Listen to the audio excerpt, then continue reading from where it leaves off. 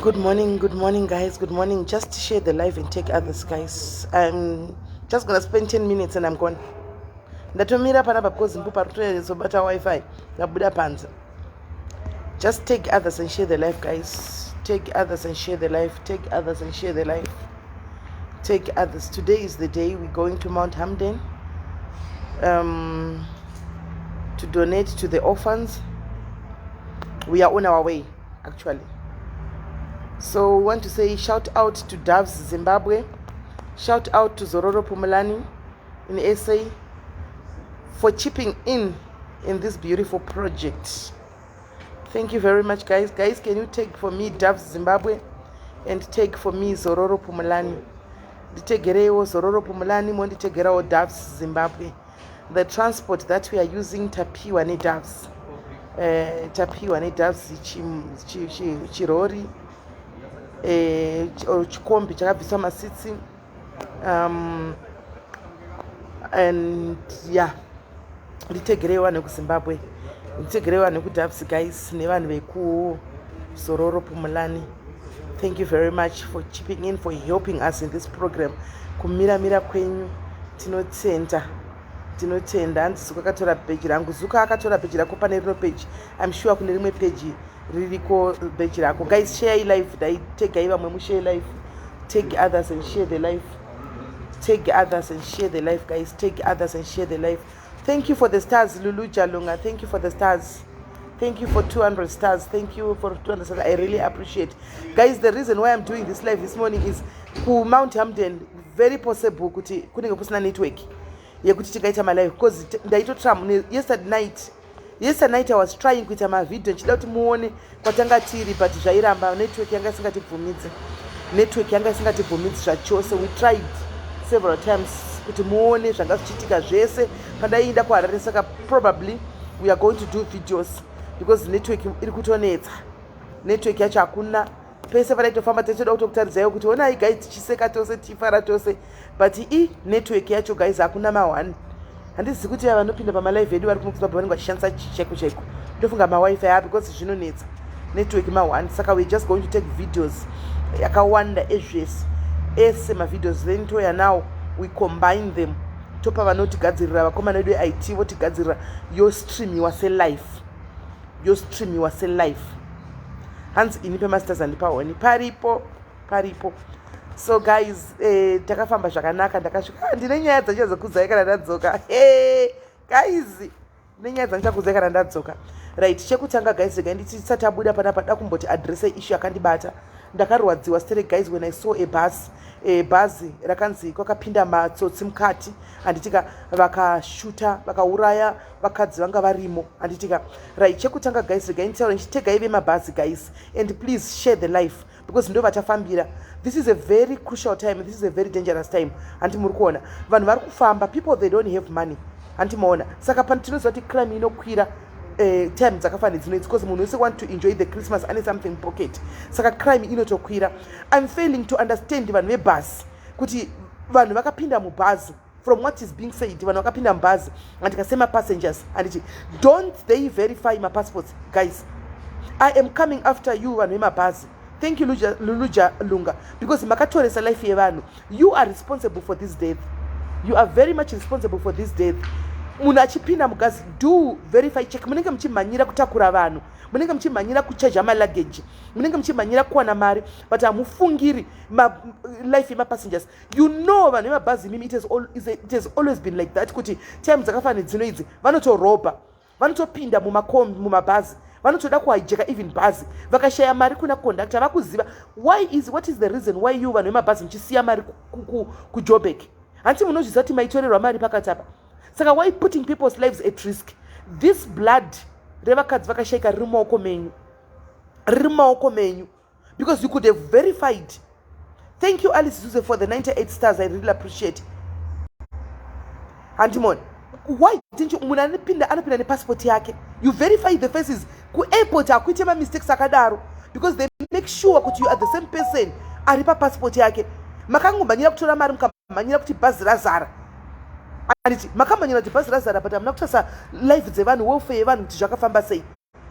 Anmona, they may verify, you could have seen kuti munhu ari passport iyi asiri iye, and you could have asked questions, but you kept quiet. You kept quiet. Vanhu vasina mhosva vakafa. Guys, I was so pissed off. I was so angry. Mufunge, I was so angry, and I'm still coming back nenyaya inchadzoka nayo, because mabhazi achiri kufamba and the people are still coming. Betty Bridge kuri kunzi kwakazara, guys, meaning to say kuti matsotsi aya, they will take advantage of that. They know kuti maZimbabwean buses munenge musina futi. They know kuti vanenge vasina futi mumabhazi. Vanhu vari kubva kunozvitsvagirawo vachienda kudzimba dzavo, vanenge vachitoziva. And vanhu vemabhazi just like that vongo allow people to get in the bus without verification. If proper verification had been done, guys, ingadei pasina life dzakarasika. Anomaona, ingadei pasina life dzakarasika. Ndokumbiro kana panga pane one angari mubhazi, please can you get hold of me kuWhatsApp. Kana pane tinoda kuti kune mumwe wedu tine mumwe wedu anganasiseka ngari mubhazi vakashootwa paforehead, but havana kukwanisa, havana kufavo, vakararama. One of the ladies akari kunzi akasurvive waya ari pakitika ari kunzi akararama. Anditika, we want to say my sister get well soon, we are with you in prayers. Anditika, we are with you. Tinongwarira zvinhu zvisina basa, guys, tinongwarira zvinhu zvisina basa, kumhanyira kutora mari, mabhegi vanhu vekumabhazi, but musingatarisi welfare yevanhu. Hamutarisi welfare yevanhu kuti zviri kufamba sei. You don't care about people. You don't care about, you just care about their monies. Vanhu vekumabhazi, we are coming after you. We don't care. We are coming after you, vanhu vekumabhazi, and I'm definitely coming after you people. Makauraisa vanhu vekumabhazi kuJoburg. Vanhu vari kufa because munoda mari. Muri rafu. Mabhazi luggage yevanhu akadambuka kadii, you don't compensate. Hamucompensate, hamutaura, hamurizini. What about these lives that were lost? Pane vana mai, vana vasina mai vavenherera nekuda kwenegligence dzenyu vanhu vekumabhazi. Ndibatewo kuWhatsApp please, can ndibatewo kuWhatsApp. Kuna namai vasina vana vasina namai right now because of your negligence. And it vana vangakatasira kuti mai vari kunzi vakwira bhazi, obviously ndanofonera vana kekumba kuti ndapinda mubhazi rakati ndakuuya, and it, but you did nothing. Vana vozosvika kuchinzanzi mai venyu vakafa vakashootwa mubhazi, vanonga vakamirira hembe dzeChristmas, vanonga vakamirira magroceries ekuti vadyiwe nevamwese paChristmas, nekuda kwenegligence dzenyu, nekuda kwenegligence dzenyu. Hanzi naWendy, she's my little sister. Wendy, we are so sorry. We are so sorry. Can you please get hold of me WhatsApp? We need to be with her. We need to show her love, guys. We need to show her love. We need to be with her. We need to sympathize with her. We need to stand. Justice must be done, guys. Agree with me to say kuti they were negligence, guys. Had they cross-checked my passport, ever check my passport, do you know kuti a lot of people they use my passport because I've checked my passport. Avatarisi unongopinda, they don't check kuti is it you. Zviri nani bhazi rende nevanhu 10 mustope vanhu vakawanda kuenda. Zviri nani bhazi rende nevanhu murambidze, be professional. Musangode mari dzevanhu nekutakura nemalageji evanhu musina basa noupenyu hwevanhu. It's so unfair and so sad. So unfair and so sad kuti we lost lives, guys, because of negligence dzevanhu vekumabhazi. Hanzi ndakandirimo mubhazi. Can you please get hold of me WhatsApp, guys? Ndibatewo kuWhatsApp. We need to take this further, guys, and we need to make noise. Muridzi webhazi andizive, you are going to talk to your staff. Antika mitemo yekumabhazi ngaichinje, guys, because vanhu vacharasikirwa noupenyu vakawanda. Imagine it could have been you, guys. It could have been you. It could have been me. Ndapindawo mubhazi ndichiti ndikuenda kumba, ndikuenda kuproject yangu yekumount Hamden kubirthday, guys, and all of mungu ndasisimeni vakashootwa mubhazi. Manga muchatanga kuspekulate vamwe kuti inema vanhu vakakandira nyaya dzavo vakapuwa nyaya, maybe vakakandira munhu paFacebook kana kuti ndema mumasocialite kana kuti hapana. Izvi zvakaitika to random people that we don't even know. Random people that we don't even know because of their negligence. Munhu nemunhu mira nepassport yako. vhura tione. Ndine doubt this is not you. Kana zvichiita kuti vanhu vafambe nema-birth certificate kana nezvitupa, let it be, because hakuna munhu anozokubira passport obva akubira ningikiri birth certificate. Kuri kunzi vanhu vakatorerwa mapassport muBhazi, meaning to say kuti they have the intention to use those passports again kune mamwe mabhazi. Andimona, they have the intention yekuusa mamwe maningikiri wayo kune mamwe mabhazi again. That's why they took people's passports muBhazi momo. Why else would they take the passports? And I would like to believe vanhu vakaita izvi maZimba, guys. These were Zimbabwean people. Do you know how the system operates and how it works kumabhazi? And you can see how evil and how we are now as Zimbabweans. You can see how we are. Zimbabweans language guys can do this. I don't think kuti vanhu in South Africa vakaronga this diri kuti hande kune bhazi rakati tinodai. Vanhu veku Zimbabwe vanoziva how the buses operates, how the system works. Ndo vakazviita. Why mabhazi asinga mabhegi asingasechwe? Munomhanyira ngoti mukabata bhegi kudai so moti pabhegi 3000 bhegi 2000 bhegi. Why musingasechi mabhegi? Why musingasechi mabhegi? Why don't you search mabhegs? Why? Munokara mari vanhu vemabhazi, but you don't even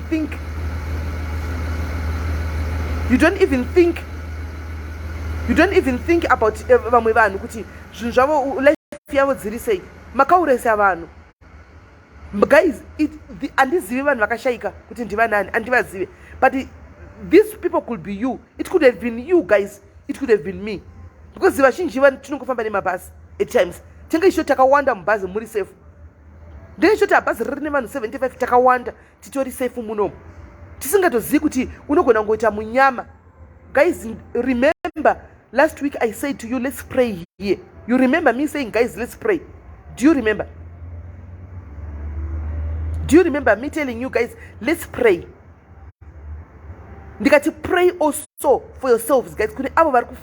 I was specifically talking about people who were traveling, if you still remember. Ndikati vanhu vari kufamba vese namatai. Kune mhepo dzichasimuka. Kune zvinhu zvakawanda zvichaitika murodhi. You remember me telling you this? Pano. Nditi ngatinamatai, let's pray about it. Munhu zvinamatire. Ndikakuudza kuti December kune mhepo dzakona dzinosimuka.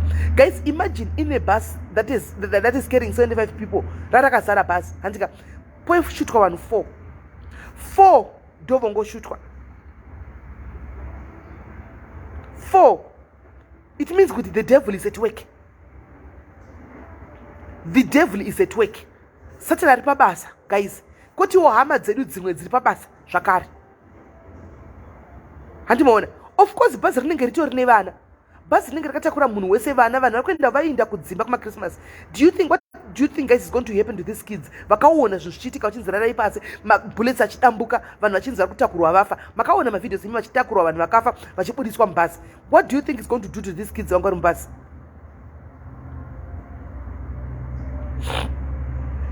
What do you think is going to happen? Vanouraya havana moyo, guys. Havana moyo. Vanhu vanouraya havana moyo. Havana moyo. Guys, kana mukaona, let's say I'm not wishing this to happen to any bus or to anyone, but if for instance you are driving a car andika vakubata nefuti kana kuti you are in a bus, for instance let's say maybe zvapama kuitika andika vakapinda mubhazi vakati mafoni isai mafoni, guys, give them the phones. Vakati mari ndakambotaura tichitanga holiday, remember nditi musaomerere kuzvinhu izvi. Vakati mari usaite kuti vakutsvaya vakuseche, give them. Your life is much more important than phone, than mari, than zvinhu zvavanenge vachida. Give them. Zvinanosvike kumba neupenyu hwako usina kana senti. It doesn't matter. Upenyu hwako hautengi wakakosha. Vakapinda mubhazi. Hanzi noenda kutondipfuura mwana wangu akachema. You see what you are talking about? Do you see what you are talking about? Tine umwe weda ngari mubhazi iroro. Hanzi waida kundipfuura mwana wangu akachema. Anti muri kuona. It's so heartbreaking. Imagine I'm picturing achida kushutwa mwana obvaridza mhere. Akaseviwa nemwana. My sister wemwana ndibate ku WhatsApp. Gore rese, guys, inzwai, guys. Vapei mafoni. Give them that money. Let them go. Vapei vaende. Mazvinzwa. Vakapinda chida chavanenge vachida icho, musarambe, musaite nharo nematsotsa aya. Handimaona. Vanouraya. Havana moyo, vanouraya. Anti muri kunzwa, havana moyo zvachose. vanhu vakatotsva moyo kudhara vakatsva fuse. Vapei zvavanoda. Wasangana situation yakadaro ukudriver, vari kuti tikuda motikari vari kudriver, please get out of the car nicely.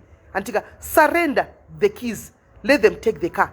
A car is just an asset. Antika imota inofa, inoita accident, inoparara, but upenyu hwako wakakosha.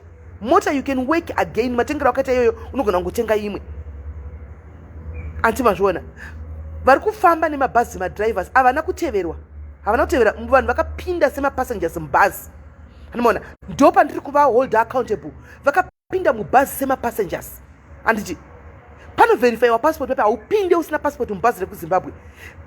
Vanhu vaka obviously vangane mabata mapassport asiri avo. Hazviite here kuti take all the pictures of every passport iri kupinda mubhazi and you leave them kuJoburg, so that an incident like this when it happens, anditika my conductor akararama nemadriver, they can easily identify kuti ndeava vakazviita, vanokurumidza kubatwa. Zvinani kudelay, vanhu vadelay kuenda muchiti munhu wese apa line togwa picture nepassport yako, bata picture yako wakadai so, togwa picture wakadai so nepassport yako, vachitora mapictures vachichengeta kuona kuti vapinda mubhazi mavo ndiani. Nokuti vanhu havana kuzviita vakazviita fair. That means mafaces avo andozikanwa. Obviously mubhazi vakagara neumwe munhu mira apa picture passport yako wakadai so, togwa picture osara kuJoburg. Vakabata bhazi mukunzi pakati apa. Zvinozikamwa. Right now these thugs guys could go scot free. These thugs could go scot free. Nokuti apana inogona kungove identity ticket chadrowiwa nevanhu. But ivo chaivo pasina something that is very much positive chine every ungwari umbowo wakadaro kuti ndeava vanhu. They can go scot free, guys. They can go scot free. Anomona, kana tine mbavha dziri pakati pedu that are listening right now, please torai zvamunoda kutora, musabate mweya yevanhu. Mweya iyi belongs to somebody else, they belong to God. Haisi mweya yenyu. Kana paine mbavha dziri pakati pedu dzakateerera, musauraye. Torai zvamunoda kutora, moenda yenyu. Musatiurayirewo vanhu, please. Life yakakosha, upenyu hwakakosha, husi hwedu nemuridzi wawo. Please. The life that you are living is not ours, it belongs to somebody else. You don't have the right to kill anybody. Take whatever that you want and go. Take their phones, take their monies, everything. Don't kill anybody. Don't take anybody's life. You are not allowed to take anybody's life. I know kuti nemba dzakanditeerera pano pa live. That are there in the comment section. Amubate mweya vanhu, torai ma gadgets and leave people alone. Right? Bhazi rinolodha kuzadza vanhu. Roenda sina kuverify. Vanhu vemabhazi, please introduce this system. Munhu achipinda mubhazi, mira apa nefoto nepicture yako, torai, tengai makamera munoita mari nemabhegi evanhu imimi. Torai mapikicha mosara nawo kuJoburg uko. Monyora pasi morekota kuti bhazi rakati rabuda rapinda nemapassengers aya. Handiti put them in your database. Handiti kana bhazi rasvika zvakanaka modelete. Handiti riri kuenda futi moita the same. I don't think it will take even 1 hour kutora munhu wese picture neuyu yake, so that vakabata pakati munoziva kuti ndeuyu. People can identify kuti ndeuyu akazviita. Guys, ndakuenda ndamirigwa kudhavsuku. Ndakuenda ndikudzoka. Nyaya yemabhazi anapera, please share the life as many times as possible. But tiri kudzoka, panichadzoka nelife, muchatega mabhazi. Tichatega mabhazi ese atinoziva anooperate from Joburg to Rustenburg. Ndikuya. Okay. Antimaona, please. Zvinorwadza. Pamapassport kune maborder jumpers asina passport. Melody, we don't care. We don't care about the border jumpers. They have to make a plan. Gavatore ma pictures. Picture ne border jumper not munhu wese picture yako mu database. Anditi munhu wese uchikwira mubhazi picture yako, whether you have the passport or not, picture yako inosara uko. Ukada kubata vanhu kunzi usina passport but picture yako yasara kumabhazi uko. Hanimona ma picture yako yasara kubhazi uko.